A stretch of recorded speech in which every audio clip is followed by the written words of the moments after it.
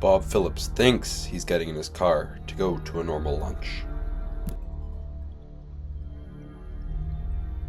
But something very unexpected is about to happen.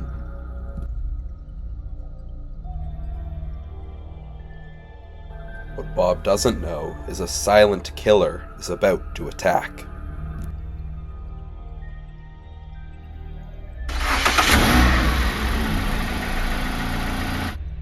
That killer? Carbon monoxide.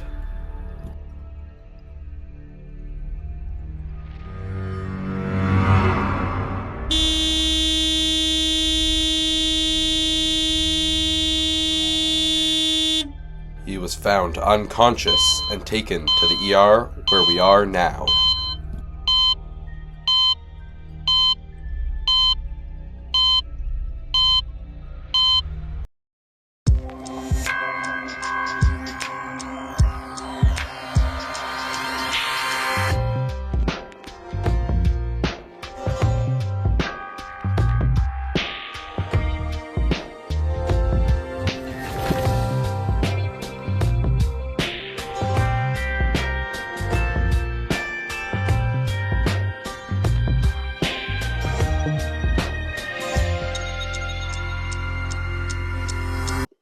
All right, Dr. Burke, we just got a case in and we need to review. Patient Bob Phillips, a 17-year-old male high school student, was just brought into the emergency room by his friend. He was found unconscious in his running car in a garage with complaints earlier in the week of persistent headaches, dizziness, and fatigue. No signs of trauma. What do we know so far? Well, upon arrival, vitals were normal, pulse and oxygen level up to par, but something didn't add up. There were no signs of respiratory distress, yet he was severely lethargic. After taking the patient's history and finding about where he was found, we suspected carbon monoxide poisoning. A quick blood test confirmed it. His carboxyhemoglobin levels were 18%. That's dangerously high. Spot on. Carbon monoxide poisoning is a classic silent killer.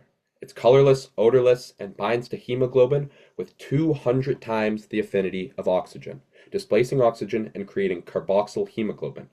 This leaves tissues starving for oxygen even though blood oxygen readings appear normal. Cars emit carbon monoxide when they are running, and by sitting in the garage while the car was running, Bob was poisoning himself. We found out that he's been doing this all week, getting in his car in the garage, turning it on, then scrolling on his phone for a few minutes before leaving. This explains the persistent headaches, dizziness, and fatigue Bob has seen all week. Dr. Burke, how exactly was the carbon monoxide poisoning Bob's body? Well, let's talk respiration. When the carbon monoxide was inhaled, it traveled down Bob's trachea, into his alveoli, and into his bloodstream. Here, because carbon monoxide is far more affinitive to hemoglobin than oxygen, it bonds to it. This displaces oxygen, meaning that cells are both getting less oxygen, but also having carbon monoxide show up in cellular respiration where oxygen should be. Bob's symptoms, headaches, confusion, and eventual unconsciousness, were the result of hypoxia, which is low levels of oxygen in muscle tissues at the cellular level. The mitochondria, as we know, is the powerhouse of the cell. It relies on oxygen to generate ATP through oxidative phosphorylation. Precisely. As you said, when carbon monoxide bonds to hemoglobin, it not only reduces oxygen delivery, but also disrupts cellular respiration, specifically the electron transport chain. Carbon monoxide inhibits cytochrome C oxidase, or complex 4, in the electron transport chain. Normally, in the ETC, cytochrome C oxidase is where electrons leave the ETC to bind to oxygen to make water. But instead, because there is so much more carbon monoxide in Bob's blood, cells started receiving carbon monoxide instead of oxygen. When the monoxide bonded to cytochrome C oxidase, it inhibited electrons from passing through the complexes. Without electrons passing through the complexes, the pumping of protons in the ETC was diminished, and ATP was not produced. Decreased ATP production, especially in tissues with high metabolic demands like the brain and the heart, can be fatal as it doesn't give them enough energy to function. Exactly, Jake. That's why carbon monoxide poisoning presents so dramatically. The brain is highly sensitive to hypoxia, which explains Bob's confusion and loss of consciousness. The heart, another oxygen intensive organ, can develop arrhythmias, which we thankfully didn't see in this case. Long exposure of carbon monoxide can lead to fainting and eventually death, so Bob is extremely lucky that his friend found him so quickly. Let's review how we treated Bob. Once carbon monoxide poisoning was confirmed, we started with 100% oxygen therapy. Why? Well, treating with a high flow oxygen displaces carbon monoxide from the hemoglobin in the blood and speeds up its elimination. Normally, carbon monoxide lasts for about 5 hours in the blood when breathing in standard room air. As we know, standard air is about 21% oxygen, so with 100% oxygen, the time it takes to displace carbon monoxide drops to about an hour. Bob was lucky. In severe cases, think carboxyl hemoglobin levels above 25%, or patients with pre-existing neurological symptoms, a treatment called hyperbaric oxygen therapy is required. Here, patients are put in a chamber that is sealed, delivering a high concentration of oxygen quickly and deeply into the affected areas of the body. It further accelerates carbon monoxide elimination and reduces the risk of long-term complications like cognitive defects.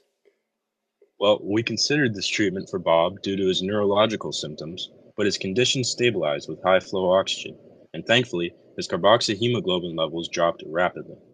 Now, let's look at some of the long-term effects. Because of its severity, carbon monoxide poisoning doesn't just end when the gas is cleared. Patients often experience delayed neurological symptoms, including memory issues, mood disturbances, or even motor dysfunction. These can occur weeks to months after exposure. This is due to the oxidative stress and inflammation triggered by CO. The initial hypoxia damages brain cells, and the subsequent repair of these cells can exacerbate that injury. So, how could Bob have avoided this? Prevention is key. Here, Bob contracted carbon monoxide poisoning because of the fumes from his car came into his car through the car's ventilation, because he was running it in an enclosed space. Had he left immediately, this wouldn't have been an issue, but because he sat in the car and scrolled on his phone, he was poisoned by the fumes. We learned that this was a regular habit, explaining the symptoms that he'd been feeling all week.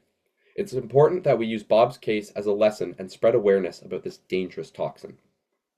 And educating the public is just as important. Another regular cause of carbon monoxide poisoning is leaking the furnace into the home, and symptoms like headaches, nausea, and dizziness in multiple family members should raise red flags, especially in winter months when heating systems are in use.